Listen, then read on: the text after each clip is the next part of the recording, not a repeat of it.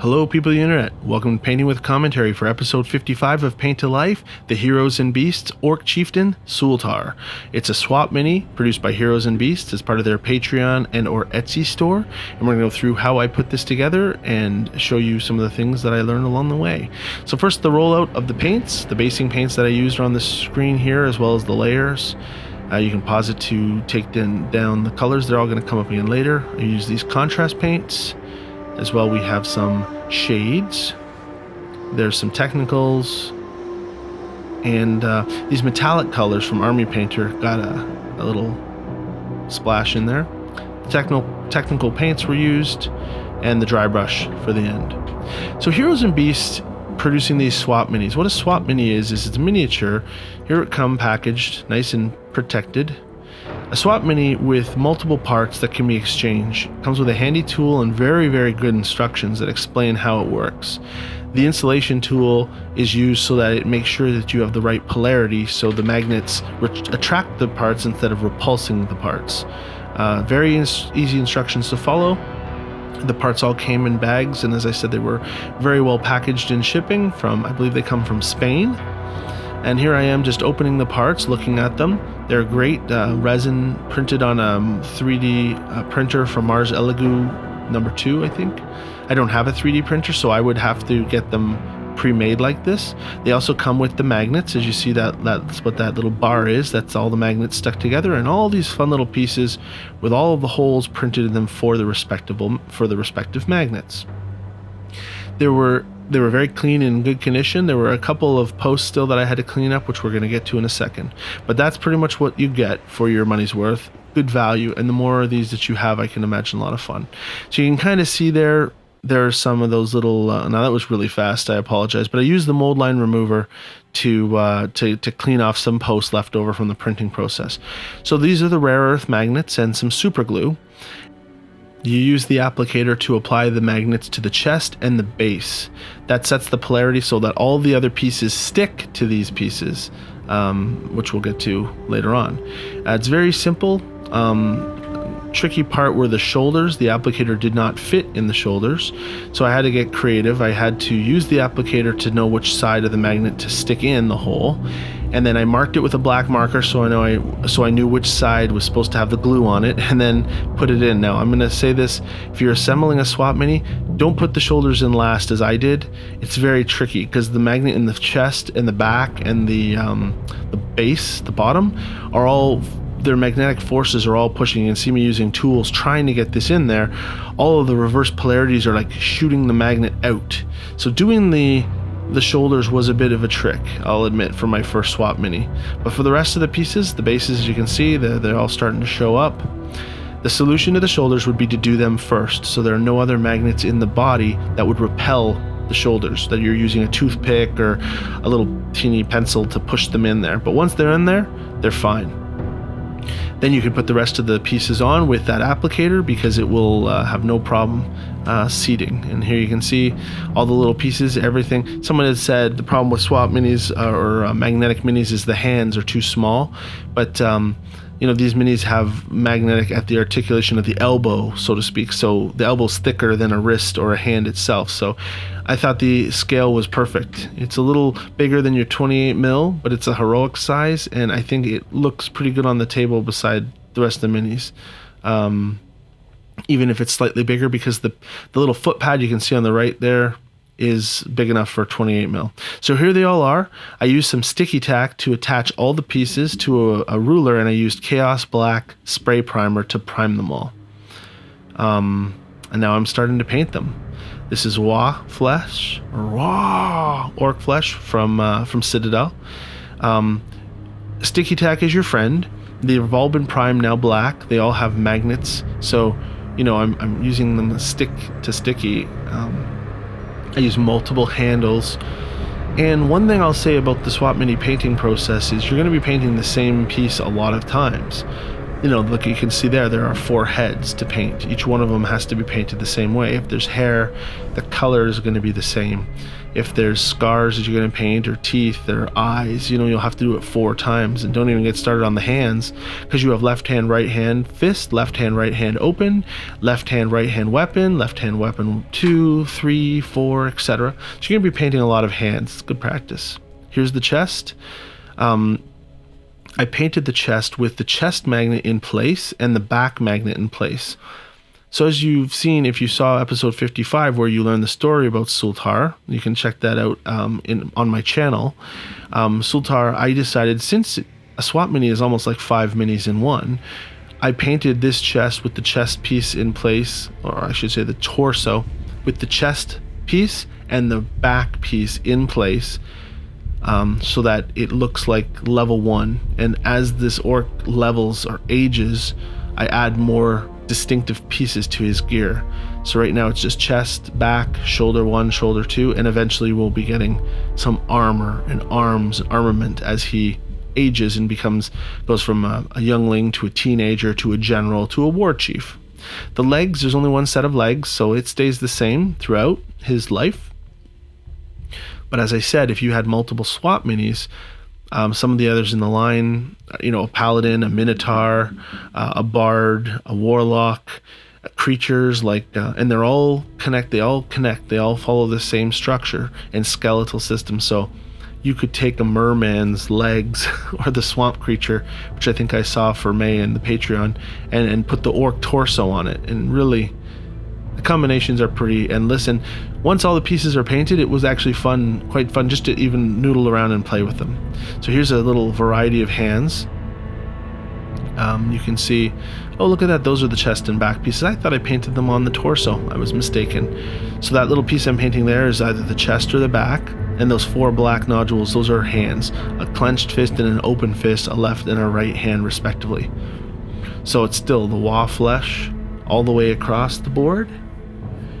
And 3D printing is coming along nicely. I don't have one myself. I will one day, I'm sure, invest in one. The resin and the quality of them is very similar to what you'd see from a high-end miniature producer. It's not soft like a Wizkids model where you can bend it. It's very hard and rigid. If I had any downside to working with these little pieces, was just that some of them are small. The shoulders in particular, the natural shoulders, are only about the size of, I don't know, what is that? Not a blueberry, not a pea even.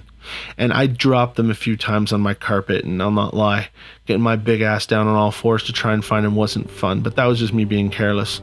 I love this back standard. What a great idea. This is a back piece. I'm holding it with a clip, like an alligator clip. I'm going to do the Warfang clan on it. Mephisto in red, one of my favorite reds in the Citadel line. It just looks so imposing. It's got the skull on the front, the back, 2 horns, like a horn skull crown. And once this is dried and I do the hand stenciling on there, I think that's a really cool piece. It clips on his back and it goes right over top of him. Again, if you had a different swap mini, you could interchange that, and he's now a member of the same clan. Very cool. So we're back to the torso now. There's some good straps. This is another example where I use, so Balor Brown is coming out now, or Balor Brown. A lot of leather, some ringlets. The more different kind of mustardy colors you use, when I paint leather, my personal trick, as you know, is I'm kind of a off the street painter. I'm not painting for awards. I just want it to look good, and I don't want it to all look the same. I find if you use these mustardy colors and then apply different contrast paints to them, depending on the brown/yellow/mustardy color you use, plus the different contrast paints, you can get a whole variety of leather looking colors. And they all do look like tanned leather of different kinds. So that's the front and the back, hence why that Balor Brown is gone there as well. And here is he's got a little like, I don't know, crotch guard, so that's getting a hit too. And now he's got a lot of fur on his belt, or around his skirt or his kilt, if you were. So some Tuskor fur to do all those furry pieces. Again, it's got a like, I don't know, a maroon hue to that Tuscarora. And I don't usually use this color without a contrast on top of it, like Gorgrunta, which I'll use here, which turns that kind of, what would you call it? It's very light, it's very primary, it doesn't have much deep depth to it, it's very flat. When you use the Gorgrunta fur on it later, it makes it more burgundy, a little more red, a little bit more like fur. I guess it depends on the kind of fur you want. If you want to have wolf fur, this is more like bear, I suppose. And the boots have trim, which have fur. Every single gauntlet has trim, which has fur. So you're going to go around and you're going to do that. Now XV88, it's a different one of the browns that I use. You can see it's very similar in the same color scheme as the Baylor brown and the other browns that are coming up. But it's just different enough that when everything is said and done and contrasted in, and actually I don't believe I put contrast on this one, I think it just stays the way it is. The details on these miniatures are quite enjoyable for not a mass-produced one, being that Renato at Heroes and Beasts designs these himself. These little tassels that I'm painting have little teeny rivets in them, which is a nice touch. There's some leather with some cross-stitching, which stitches are, a little unrealistic in their function if you were thinking it's real, but realistic enough to paint, because if you had a realistic stitching, it would be so small you wouldn't even see it. But these almost like over-exaggerated comical X marks, they're easy to hit with a different contrast, and they pop and they look like stitches, and it looks like a great effect. But there are good details on these minis, very good value. So here's his torso again. I missed the paint color that went past. Wraithbone, Wraithbone is a good base to use. I'm not going to keep that coin purse as Wraithbone. But Wraithbone with snakebite leather, if you've ever tried it, if you haven't tried it, you should. The end result is a nice yellowy brown looking true to life leather. So I'm also basing these scully areas, including the weapons, with Wraithbone, because I'm going to use skeletal horde to make them bone color. If you've not tried the contrast paint skeletal horde, it's one of the better ones. It works similar to Agros Dunes, but it does just a better job if you need to whip up skeletons. So now Lead Belcher. There are like 3 or 4 go-to metallic silver paints in the Citadel line that I use. One is Lead Belcher. Let's actually start the other way. One is Iron Warriors. That's the darkest of them. It makes an appearance in this video. It's almost like a dark black, but it's got a metallic hue.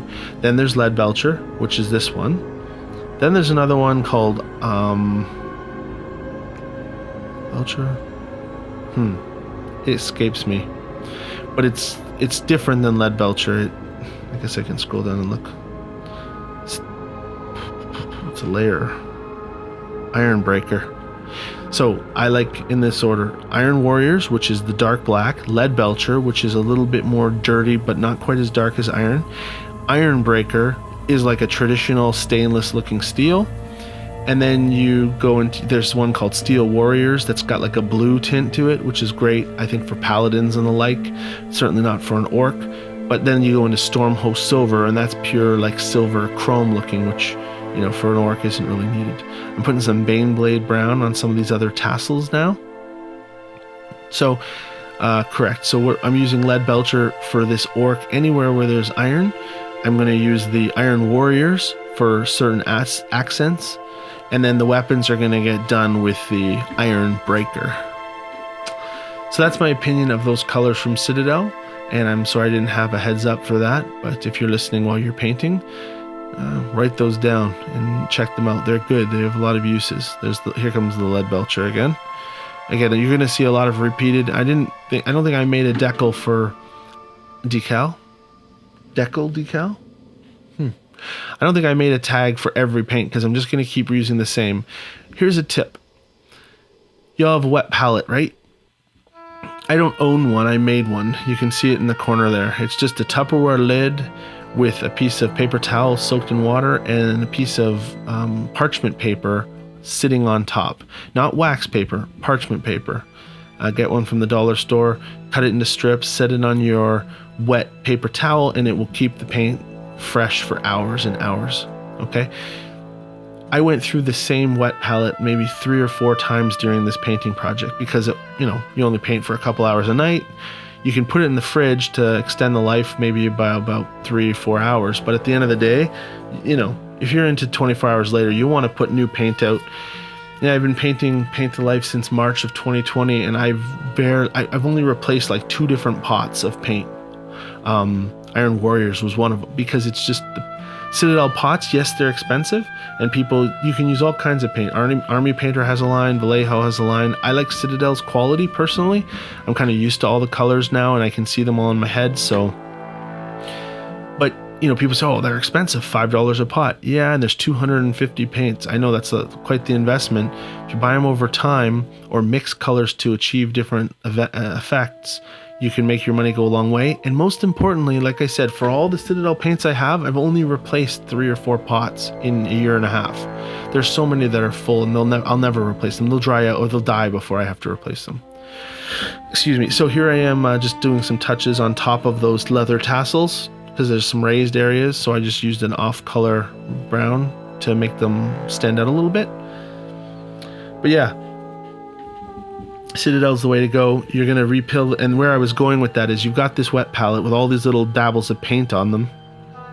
You can see right there. There's the Orc Flash, the Orc Flash, Mephiston Red, the Belcher Brown, one of the other browns, the Tuscarora Brown. See the different colors?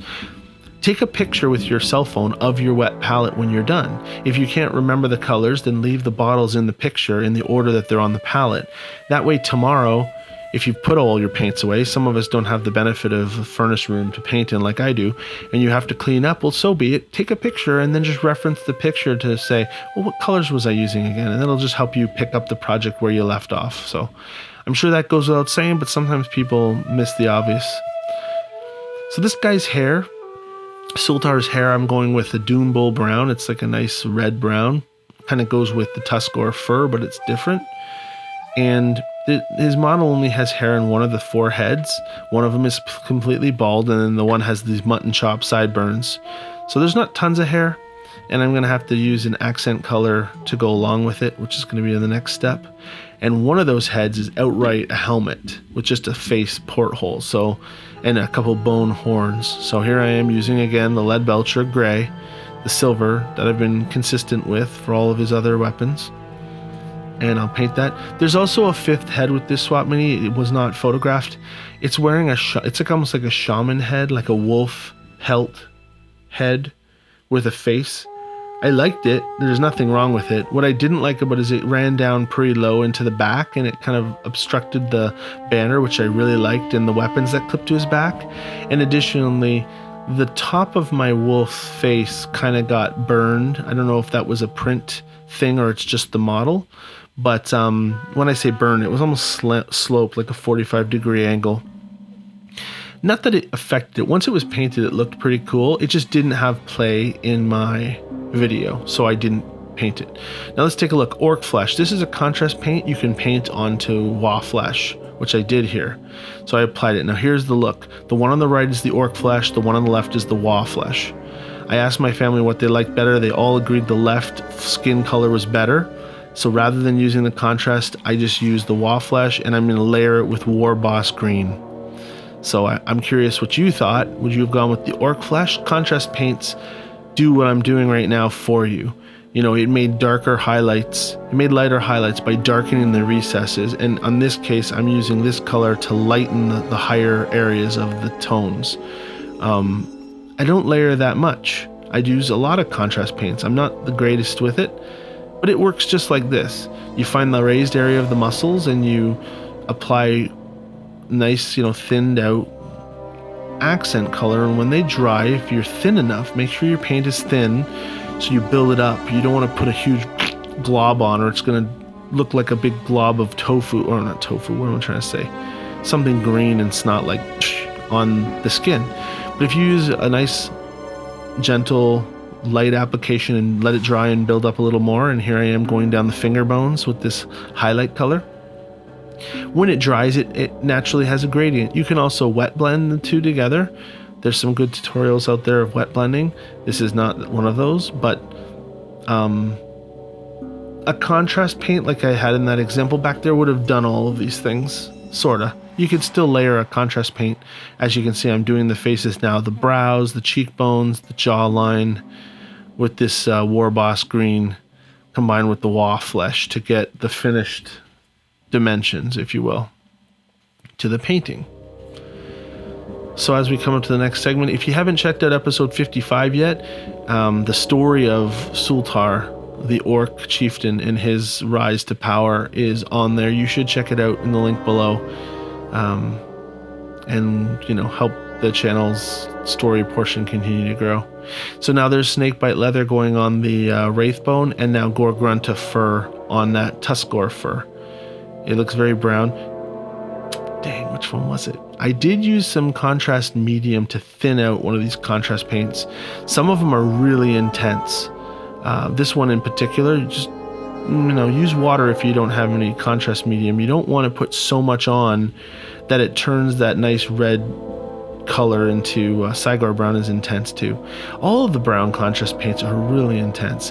If you try painting them all out on a piece of paper and letting them dry to see what they look like, your human eye might not see much of a difference between there's like 10 browns.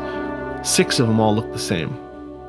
But if you thin them out first and try the same exercise, you'll definitely see the difference in color. So either use the technical contrast medium to thin it before you apply it, or just use some water. Water is going to thin it a little more, I think, than the contrast medium. But the last thing you want to do is put so much of a concentrated pigment on there that it turns them into primary, just a brown with a brown and a brown, and what you thought was going to look awesome now looks, very homogeneous. So again, more hands, right? These are some of the weapons. Now the main weapons only go in the right hand, like the two-handed weapons, the sword and the great axe. Now I had a poll on the forum, the community forum, and everyone liked the great axe for the Warchief, and I personally agree with you. But the swords are really cool because they had these runes carved into them, which I paint later. We'll see. There's also that war club. I'm not really a fan of it. Nothing against the design. It's just boring, right?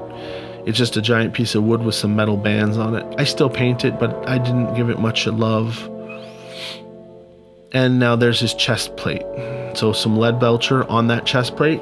That will go on his chest. It's the only piece of armor he wears other than his shoulder pauldrons, which are coming as well.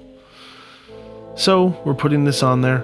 Again, some of you who paint Warhammer are used to painting the same thing over and over, I'm sure. I'm not. I paint a miniature, and when I finish painting the axe, I'm done. But in this case, not only do I have the axe, but then I have the axe that goes on his back, and I want them to be the same. So I'm doing it multiple times.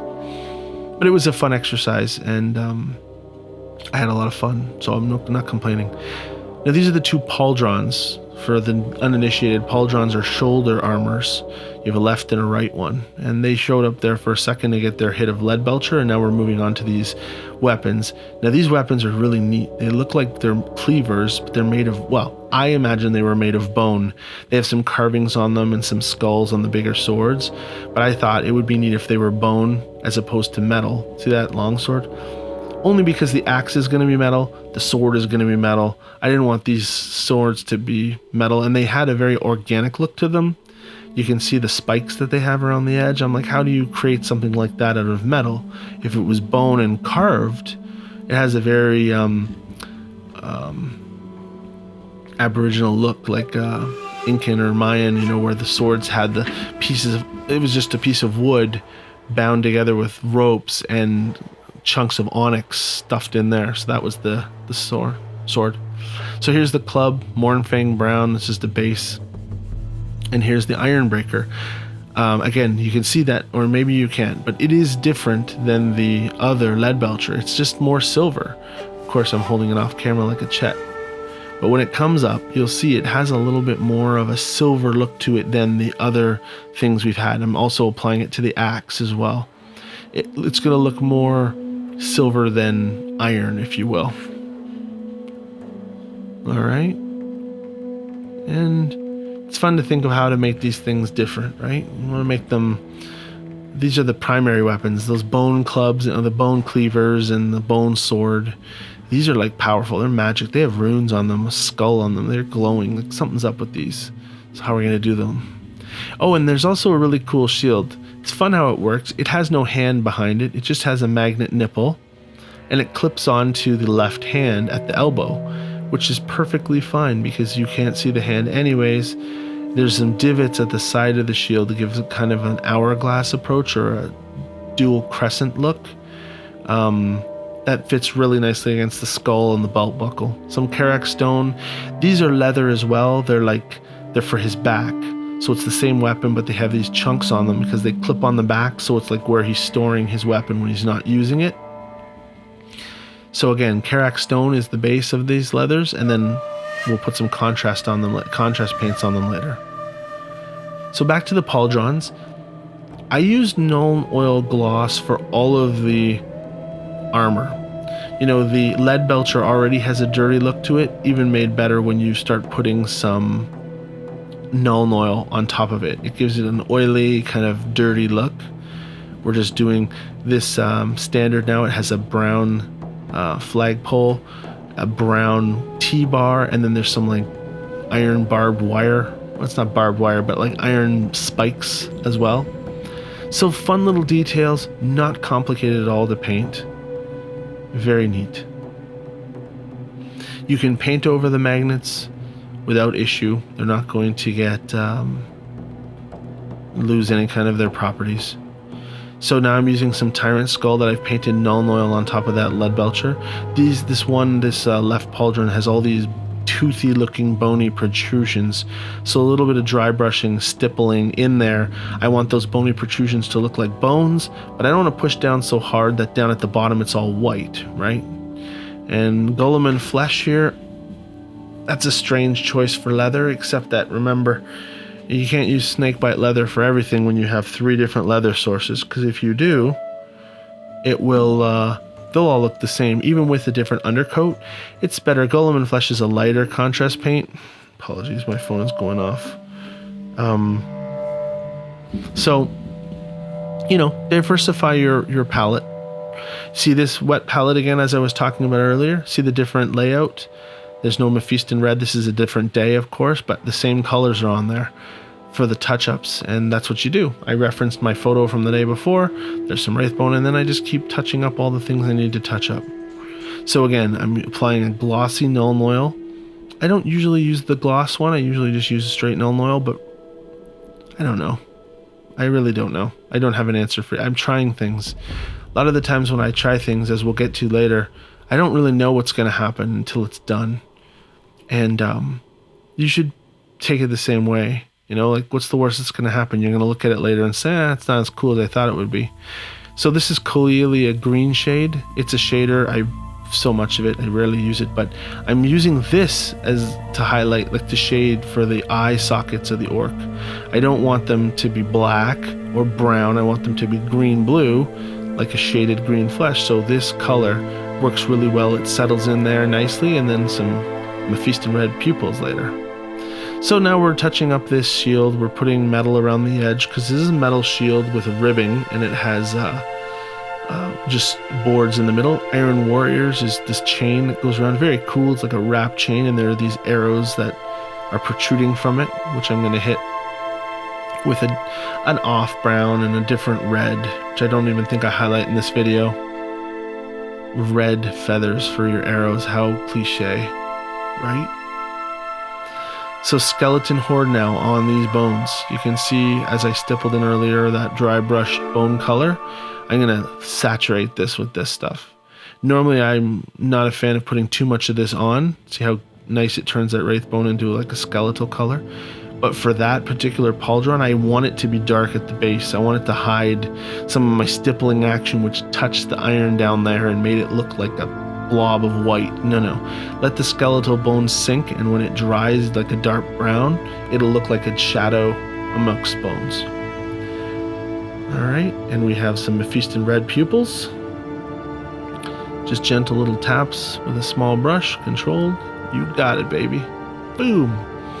We can see his, what are we doing here? Fangs. Some Wraithbone for the teeth, the tusks, orc tusks. Each one of them has tusks, so hit them, try and get some little teeth in there. If you make a mistake, you can touch it up, but the better of a painter you become and the more layering you do on top of base colors, the harder it is to touch it up. You know, when we're starting out and we're binary, we're just throwing multiple colors here, there, whatever. It's easy to touch up, but once you do some work, it's harder. I hope that makes sense. This is an Army Painter gem color. They released the metallic colors. This one's called Gemstone. You know, there's a red and orange. You know, there's, I don't know, 10 in the set. I like them for various things. So this is the axe, and this was my idea for the axe. Let's do the skull with like a metallic red. That is the lead Belcher, and it's also Iron Warriors is the whatever it's called in the middle there. This is the tainted gold metallic color. I didn't put a placard up. I'm trying to illustrate those runes with this yellow tainted gold, okay? And then I'm going to use some shade to make them, I don't know, I like the idea of a red skull with glowing yellow runes. And then I use some lead Belcher on top of the Iron Warrior or whatever. This is going to get undone. Parts of it. And I, did the pommel with also the gem red color. The undone part will come soon here. Again, this is just trial and error. You don't know what you don't know, right? And without a monster's manual to work from, you sometimes don't know. Carroburg Crimson. I wanted to highlight those skulls, but again, it's easy to use Null Oil. I put that shit on everything, right? Like the Frank's Red Hot lady. But the truth is, I don't want everything to be black. Carroburg Crimson on top of that red fills in the eye sockets with a shade of dark red as opposed to a shade of black or brown. So we can see in this still that I've prepared right here, the one on the left has the crimson when it's dry and the one on the right doesn't. See how much better it looks? And that's without any extra work or layering. So I went with the shader. So now this is just some freehand. I know that brush is really big and you're probably, why are you using such a big brush? Well, the reason is it's a brand new brush and it's almost like glued. The point of that brush is hard right now because it never used it. So it was very easy for me to draw a big fat paint orc skull of the symbol of the tribe with that brush. Now that I've done that, it won't work like that anymore. It'll be soft from now on, but that's why. Here was the base. I noticed I didn't film this. I used whatever the technical paint at the beginning was, the Dunes one, to build up around it, to give it that sandy, gritty look. A Karak stone base, and then Mornfang pillars, or those ramparts. And now I'm just dry brushing them with Sylvaneth bark, or Sylvaneth, whatever came up. There's some ribs down there too, which also got some wraithbone on them. And Zemsty Desert is like a go-to for rope for me. The ropes are really nicely detailed, and they're easy to paint because they're raised high enough off that you can gently strike them with some paint without worrying about hitting the wood ramparts. And once we wash all this with Agrax Earthshade in the next step, that kind of yellow look to the ropes is going to blend away into like a nice natural hemp rope looking deal. And any bones on the base that existed there I covered with the Skeleton Horde contrast paint, and it took care of them. So Agrax Earthshade, again, very liberal with this. This is a ground, an arid kind of thing, so I'm going to put lots of it on there. And there's also a little tuft of like brown yellow grass that I put on there as well. It's not caught in film, but you'll see it in the finished product. I didn't use Agrax Earthshade gloss because I wanted to just keep it right. Now here's the part that I undid. So I did those runes, like I said. I'm putting Cassandoro yellow to make them kind of glow. So now I've got this, I'm using my finger to wipe the shade from the inside to the out, so it kind of skirts along the blade without being too dark.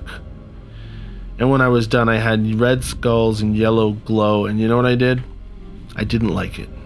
So I went and I got the lead Belcher again, and I just gently brushed over this yellow, almost like actually it wasn't lead Belcher, it was the Necron compound, the dry brushing step later.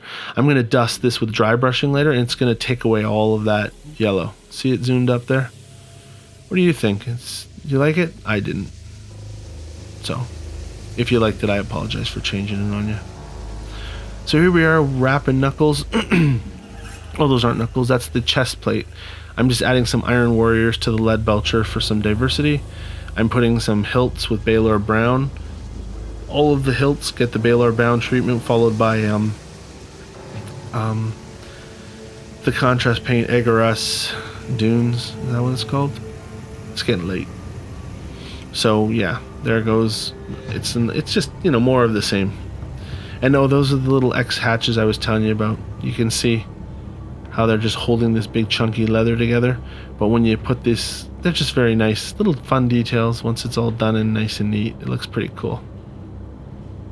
And you can see that those okay, here comes the Necron compound dry on the edges of the blades. But then when I realized I didn't like the yellow part, I went in further, closer to the skull, and it takes the yellow right off, ironically.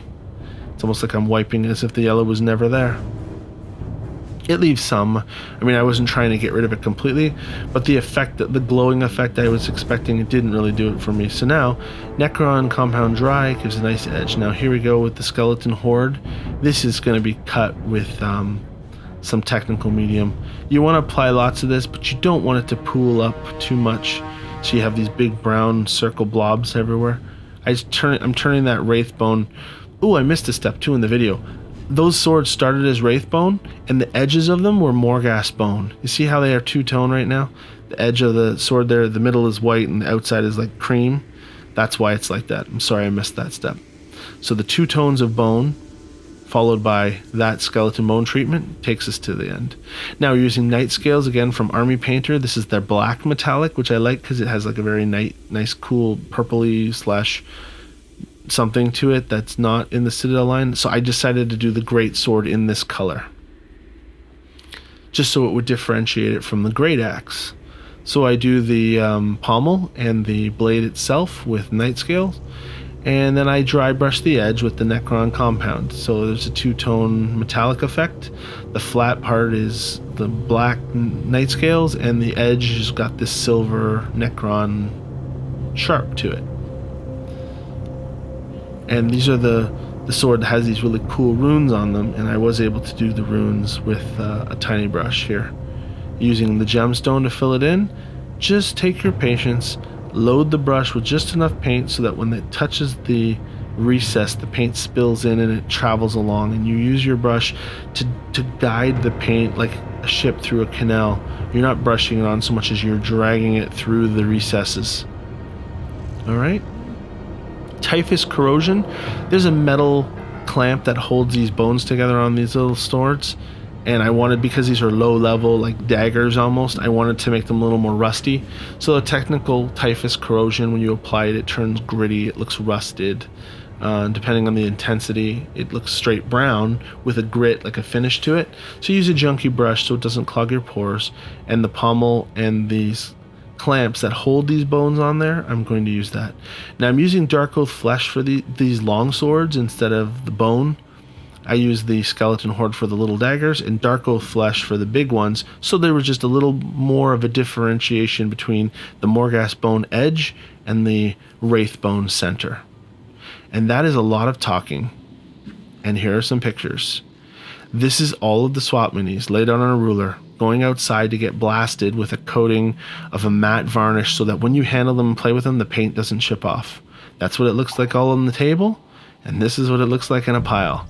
My first ever swap mini, and this is Suhltar from episode 55, Paint to Life. You can see his dress, or the fur, took on the different colors from the contrast. The Null Oil gloss in the skull belt. These are those little daggers with the bone. The red eyes, the dot with that little crimson, not crimson, the deep pockets. See the shield with the feathers of red, as I mentioned. You can turn their heads and articulate their limbs as they're all in magnets, they spin. Here's the general, or the Warchief, I suppose. See the Pauldrons accepted that color nicely. It looks like a porcupine quill on that big horn on the right shoulder. There's the axe, Fury, and yeah, I painted over the yellow with straight Iron Warriors. And the little tuft of grass, and there's his hair, and that's all I have for you guys tonight. I hope you enjoyed this. I hope you're having a good time painting. As always, leave me comments, feedback, share, and pass the channel along to people you think would enjoy it. That's all I have for you guys tonight. I'm GMA Tang. We'll talk to you next time.